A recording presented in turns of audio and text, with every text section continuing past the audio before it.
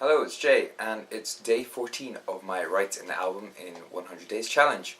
So it's been 2 weeks, and what have I been doing these last 2 weeks? Well, I've come up with some really cool ideas. I've been messing around with chords, chord voicings, been messing around with lots of melody ideas.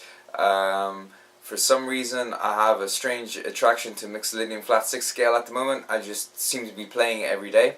It's been a while since I've used it for anything or played with it, so I'm guessing that's the reason why. I don't know. It's always been one of my favorite scales to use, so yeah, having fun with that. So yeah, 2 weeks. What did I do today? I suppose today I listened quite a bit to some cinematic style music and a couple of instrumental albums. I think it's very important to, just in general, if you're a hobbyist or, learning an instrument, or just anybody in life, is to listen to an album every day. It's for me, it's something I always do. I listen at least, God knows how much music I listen to every day, but there's always time in the day where I have set aside, but I just naturally gravitate towards sitting down for about half an hour, 45 minutes, and listening to a whole album from start to finish.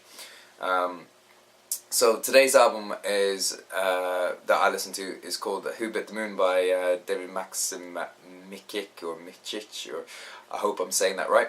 But anyway, quite an inspiring album. I really like his style of playing and stuff, and definitely gave me a lot of inspiration and ideas, because there's definitely a kind of cinematic element to it, and he's definitely, in the way he composes, he's definitely really good at conveying emotion in what he does, because there's a lot of space and a lot of space, yeah, and he's not like one of these guys that just basically shreds over everything. There's a lot of thought gone into the lines he plays and stuff. Well, so I think anyway. For all I know, the guy could just be sitting there and go, bash this out, might not think of anything about it, it just might come naturally to him, but or there might not be any thought process. I don't know, I'm babbling on here. I don't know what his thought process is when he writes music, but anyway, for me it sounded really good, very spacious, a lot of emotion in there.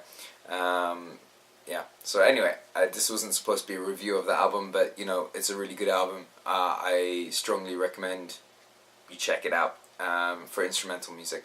So I've been listening to that, and I do listen to a lot of cinematic music anyway, soundtracks and things like that, and yeah, so that's it basically, what I've been doing today. I wrote a few melodies, and I even plugged in the old 7-string, just mess around with some textural stuff, because even though I said that this isn't going to be a heavy rock metal album, it's kind of nice to have some lower notes and some distorted guitars in the background to just bring everything up and give it a little bit more strength and a little bit more power in the actual sound.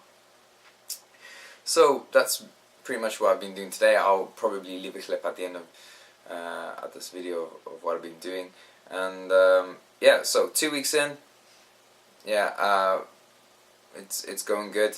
Now it's just like the graft has got to come. I got to start going through ideas and just trying to develop them a little bit more so they lead somewhere.